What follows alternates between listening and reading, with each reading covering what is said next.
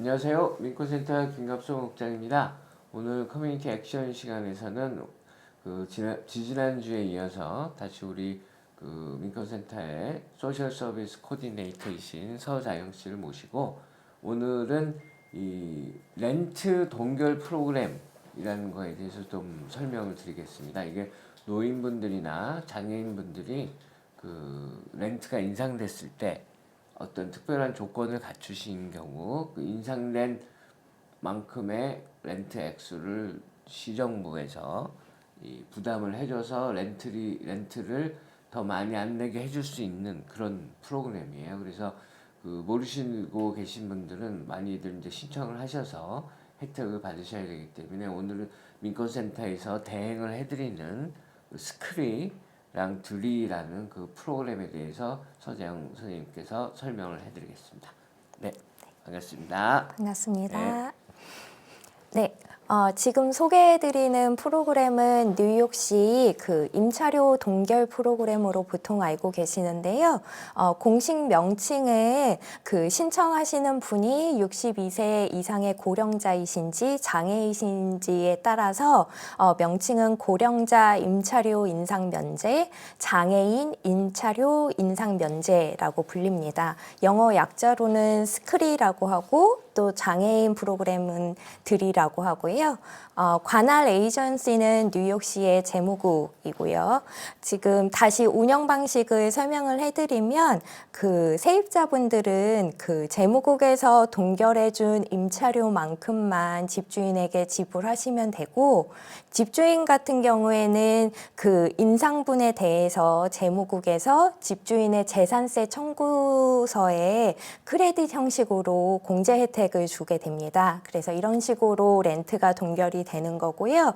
한 가지 이제 유의하셔야 되는 거는 렌트비가 재무국에서 동결을 해준다고 하더라도 리스상에서 렌트비 자체가 인상이 안 된다라는 말은 아닙니다. 그러니까 리스상에 갱신하실 때마다 렌트는 계속 오를 수 있는데요. 근데 스크리 오피스에서 재무국에서 정해준 동결 금액만 지불하시면 되고, 그 인상폭은 스크리 오피스에서 집주인에게 재산세 공제 혜택으로 돌려주는 개념이고요. 그다음에 이제 어떻게 신청 자격이 되는지 궁금해 하실 것 같아서 말씀드립니다. 그래서 일단은 중요한 거는 시니어인 스크리 프로그램일 경우에는요, 중요한 거는 임대차 계약서 리스에 이름이 올라있는 세입자분이셔야 되고, 그 세입자분이 62세 이상이어야 되고요. 그 다음에 모든 아파트가 해당이 되는 게 아니라요, 렌트비 규제법, 안정법 관련 법 규정에 따라서 렌트비 인상이 규제되어 있는 렌트비 통제 아니면 안정화되어 있는 아파트, 영어로는 렌트 컨트롤 아니면 렌트 스테빌라이즈 아파트에 살고 계셔야 되는 거고요. 그 다음에 같이 거주하고 있는 가족 구성원을 포함해서 전년도 가구의 총소득이 $50,000 이하이셔야 되고, 그 다음에 총소득을 월 가구 소득으로 환산해서 월 가구 소득의 3분의 1을 초과해서 렌트비를 그만큼 지불하고 계셔야 합니다. 그래서 이 조건들을 다 만족하셔야지 스크리의 혜택을 받으실 수 있으시고요. 중요한 거는 체류 신분에 상관없이 지금 말씀드린 자격 기준에 부합하시면 신청이 가능하시고요. 그 다음에 서류 미비자분들도 또 신청하실 수 혜택 있고요. 받으실 수 있으십니다. 중요한 거는 이 자격 기준 모두 4가지를 충족하셔야 되는 거고요.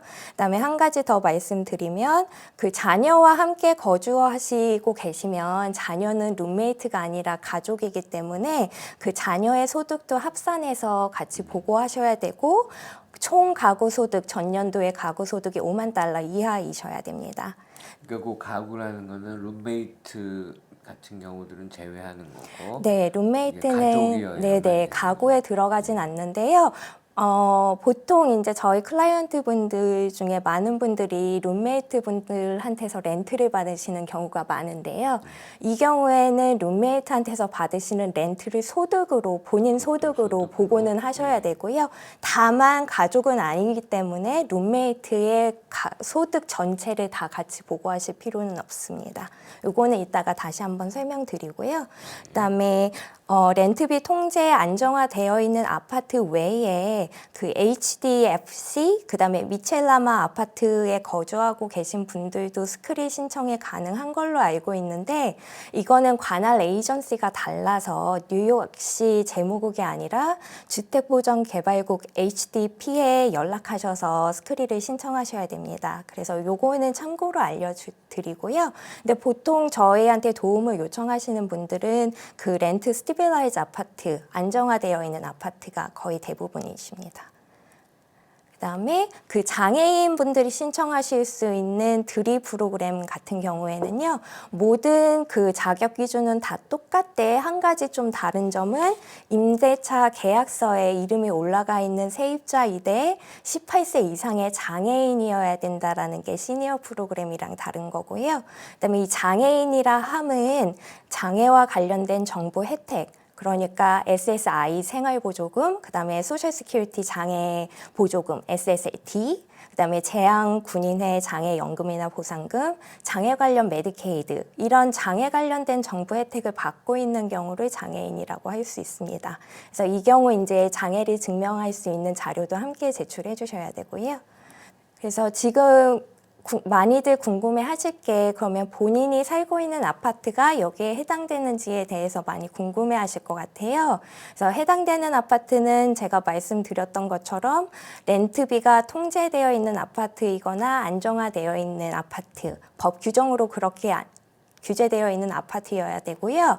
본인이 아파트가 여기에 해당되시는지를 확인하시려면 첫 번째는 일단 임대차 계약서 리스를 확인해 보도록 한번 말씀드리고요. 그거를 보시면 여기에 제가 샘플로 그 표준계약서를 볼 수 있는 링크를 넣어놨는데요. 이거는 이제 스크린 오피스에서 관련 아파트의 표준계약서 양식이 이렇다라는 거를 샘플로 보여주고 있거든요. 만약에 본인의 계약서 리스가 이렇게 생겼으면 그 해당 아파트이실 가능성이 있고요. 그 특이사항은 하단부에 본인이 갱신을 할 때 1년 연장을 할지 2년 연장을 할지 선택할 수 있는 옵션이 있습니다. 요거 한번 확인해 보시고요. 그다음에 상단 부분에 보통은 렌트 스테빌라이즈 아파트, 렌트비가 안정화되어 있는 아파트의 경우에는 관련 단어가 상단에 써져 있거든요. 자세히 보시면 상단 헤드라인 부분에 렌트 스테빌라이제이션 코드라는 영어 단어를 보실 수 있을 거예요. 그래서 그게 있는지 한번 살펴보시고요. 근데 이것만으로도 확실하게 알 수 있지는 않아서 가장 확실한 방법으로는 그 뉴욕주 주택지역사회갱신부의 임대관리국 온라인 문의사항을 통해서 확인하실 수 있으십니다. 그래서 이 링크 참고하셔서 온라인 문의 요청하시고요. 뒷페이지에 보시면은 제가 온라인 문의 어떻게 해야 되는지 보여드리겠습니다. 그 링크를 클릭하시면 본인의 아파트가 렌트비 안정화되어 있는 아파트인지 통제되어 있는 아파트인지 이렇게 확인을 요청하는 문의사항을 넣을 수 있고요. 그 첫 번째 이제 문의의 요청사항 이후로는 Am I rent stabilized? 라고 넣으시면 되고, 그 다음에 본인의 이름, 이메일 주소, 전화번호 넣으신 다음에 본인은 그 테넌트, 세입자라는 거를 적어주시면 되시고요. 그 다음에 마지막으로 본인이 살고 있는 아파트 주소, 아파트 넘버까지 포함하셔서 정확한 주소를 넣어주시고, 그 디스크립션에는 제가 여기 적어드린 것처럼 영문으로 내가 살고 있는 아파트가 렌트 컨트롤이나 렌트 스테빌라이즈인지 알고 싶다라는 내용으로 이렇게 작성해서 보내주시면 보통 답변이 한 3, 4일 내로 온다고 합니다. 그래서 리스 그 계약서만으로는 확인이 안 되시는 분들은 한번 이렇게 시도를 해보시고요. 그 다음에 이런 그 렌트비 통제 안정화되어 있는 아파트에 대해서 그 전에는 모르셨던 분들의 경우에는 이 아파트에 대해서 더 자세히 알고 싶다면 이 링크로 들어가시면 한국어 설명서를 찾으실 수 있거든요. 그래서 이 한국어 설명서 한번 읽어보시고요. 그다음에 한 가지 제가 더 말씀드리고 싶은 건 같은 빌딩이라도 모든 아파트 유닛이 다 이 렌트 통제에 안정화되어 있는 게 아닙니다. 그래서 같은 빌딩에 살고 있는 친구분이 이 해당 사항에 해당이 된다고 하더라도 선생님은 해당 사항이 안 되실 수도 있고요. 그렇기 때문에 정확한 확인을 위해서 리스나 그 아까 말씀드린 온라인 링크로 들어가셔서 관련 시 당국, 주 당국에 문의 주시기 바랍니다. 지금까지는 해당이 되는 아파트에 대해서 말씀드렸고요. 요 다음의 사항은 해당 사항이 안 되는 아파트입니다. 그래서 지금 말씀드린 렌트비 통제라던가 안정화되어 있는 아파트가 아닌 임대료 규제를 받지 않는 아파트는 해당이 안 되고요. 그 다음에 뉴욕시 주택국 아파트, 그 다음에 섹션 A 바우처 등의 이미 정부 보조 혜택을 받고 계신 분들은 해당이 안 되고요. 그 다음에 콘도나 코업도 해당이 되지 않습니다. 그다음에 그 두 번째 조건이었던 전년도 가구 소득이 5만 불 이하여야 된다라는 거에 대해서 부연 설명을 드리려고 하는데요. 이 전년도라는 거에서 알 수 있는 것처럼 그 소득의 기준은 그 신청하는 시점에서 전년도 소득을 보고하셔야 되는 거고요. 만약에 올해 7월에 신청하신다면 2020년 소득을 보고 그 스크리 신청서에 보고하셔야 됩니다. 그다음에 아까 말씀드린 것처럼 그 아파트에 같이 살고 있는 모든 가족 구성원을 포함해서 해당 가족 구성원과 본인의 전년도 소득을 보고하셔야 되고요. 그 소득의 합산이 5만 달러 이하여야 됩니다. 그리고 아까 말씀드린 것처럼 룸메이트는 가족 관계가 아니기 때문에 룸메이트의 전년도 소득을 보고하지 않으셔도 되는데요. 다만 룸메이트한테서 렌트를 받으시는 그 소득이 있으시다면 그 렌트를 본인의 소득으로 포함해서 보고하셔야 합니다. 그리고 한 가지 더 말씀드리면 그 소득을 합산하실 때 그 연방이나 뉴욕주, 뉴욕시 세금, 그러니까 그리고 사회보장세 이런 내신 세금들은 공제해서 재무국에서 최종 소득을 계산하게 되거든요. 그래서 이 부분은 염두에 두시고요. 그 다음에 지난번에 푸드스탬프 그 설명드릴 때도 말씀드렸는데 소득에 대해서 근로소득만 생각하시는 분들이 계십니다. 그래서 제가 여기에 소득 예시를 넣어드렸고요. 근로소득, 그러니까 회사에서 받으시는 임금이나 자영업, 프리랜서 소득 외에도 정부에서 받으시는 혜택 같은 비근로소득도 소득이기 때문에 보고를 하셔야 되고요. 비근로소득의 예시로는 소셜 시큐리티 베네핏인 SSA나 SSD, 그 다음에 생활보조금 SSI나 SSP, 실업수당, 그 다음에 가족, 친지, 친구로부터 받으신 생활비, 룸메이트에게서 받으신 렌트비, 그 다음에 자녀 양육비, 위자료, 퇴역군인 수당이라던가 산재 보상금, 그 다음에 연금, 이자, 주식 배당금 등 관련 소득은 다 보고를 하셔야 되고요. 또 조건 중에서 월 가구 소득의 3분의 1을 초과한 금액을 렌트비에 지출해야 된다라는 기준이 그 자격 조건이 있었는데요. 여기에 대해서도 한번 부연 설명해 드릴게요. 그래서 일단은 월 가구 소득의 3분의 1을 계산하셔야 되고요. 지금 여기에 있는 그 화면은 제가 뉴욕시 스크리 들이 세입자용 한국어 지침 안내서에서 그대로 가져온 건데 만약에 연간 가구 소득이 전년도에 4만 5천 불이라고 했었을 때 이거를 12로 나누면은 3,750불 전년도의 월 가구 소득이 3,750불이 되는 거고요.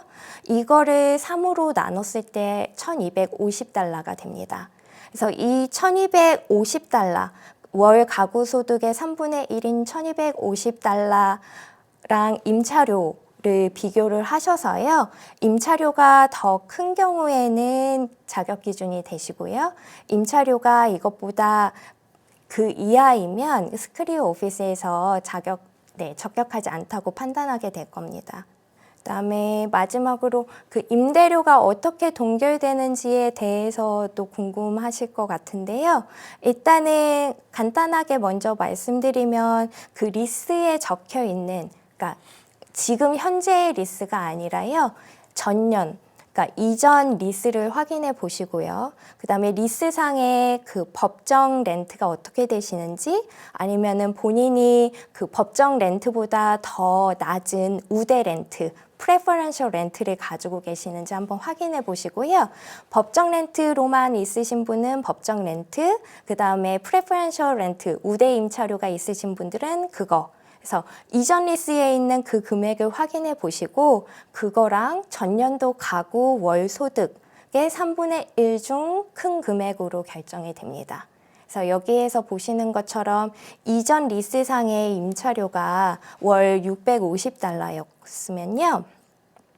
그리고 만약에 그러니까 월 소득 3분의 1이 이 이전 리스 임차료인 650달러보다 작을 경우에는 임차료가 더 비싸기 때문에 650달러로 될 거고요, 동결이. 그다음에 월 소득 3분의 1이 650달러보다 클 경우에는 3분의 1이 더 크기 때문에 그 금액으로 결정이 될 겁니다. 그러니까 간단히 말해서 그 이전 리스에 있는 그 법정 임대료 아니면 우대 임대료와 가구 월 소득 3분의 1을 비교하셔서 큰 금액으로 결정이 되는 거고요. 이렇게 그 본인의 아파트가 해당이 되시는지 알아보시고 다른 자격 기준들도 만족을 하신다면 필요 증빙 자료는 나이, 그다음에 소득, 그다음에 임대료 관련 자료들을 준비해 주시면 됩니다. 그래서 나이 관련해서는 그 미국 여권이나 출생증명서, 운전면허증, 뉴욕주 아이디 카드, 그다음에 출생일이 이런 게 없으시면은 출생일이 기재된 연방, 주, 카운티 문서 확인해 주시면 되시고요. 그다음에 지금 말씀드리는 이 자료들은 그 같이 거주하시는 모든 가족 구성원들이 챙겨주셔야 합니다. 그다음에 소득 자료는 그 같이 거주하시는 모든 가구 구성원들의 소득 자료 준비해 주시고요. 전년도에 세금 보고를 하셨으면 전년도 세금 보고 자료랑 세금 보고 사본이랑 관련 자료 일체 준비해 주셔야 됩니다. 제가 여기에 관련 자료 일체라고 넣은 부분은요. 세금 보고 용어로 쓰였던 그 텍스 폼들을 말하는 거고요. 예를 들어서 근로소득을 전년도 세금 보고에 보고하셨으면 고용주로부터 W2 폼을 받으셨을 거예요. 그래서 그것도 세금 보고 사본이랑 같이 가져오셔야지 정확한 소득 금액을 계산할 수 있고요. 그다음에 SSA를 받으셨으면 소셜 시큐리티 오피스에서 전년도에 받은 SSA 총 금액이 적혀 있는 세금 보고용 자료 1099 SSA 폼을 줬을 거예요. 그래서 그것도 가져오셔야 되고요. SSI의 경우에는 베네핏 금액이 적혀져 있는 혹은 변경된 금액이 적혀져 있는 통지서를 가져오시고요. 그래서 이렇게 그 세금 보고용으로 관련 지급처에서 보내온 세금 보고 그 자료를 같이 가져오시면 되십니다. 그리고 만약에 전년도 세금 보고를 안 하셨으면 여기에 있는 자료 중에서 가져오실 수 있는 거를 가져오시고요. 그러니까 예를 들어서 W2 근로소득이 있으셨다고 하더라도 소득이 낮아서 세금 보고를 안 하셨을 경우에는 W2 폼만 가져오시면 되시고요. 네, 그래서 근데 예를 들어서 서류미비자 같은 경우 아까 얘기했던 그런 신분 자료, 뭐 미국 여권이나 이런 것들이 없고, 그리고 혹시 세금 보고를 안 해서 이런 소득 관련 자료도 없으면은 신청이 불가능한 거죠.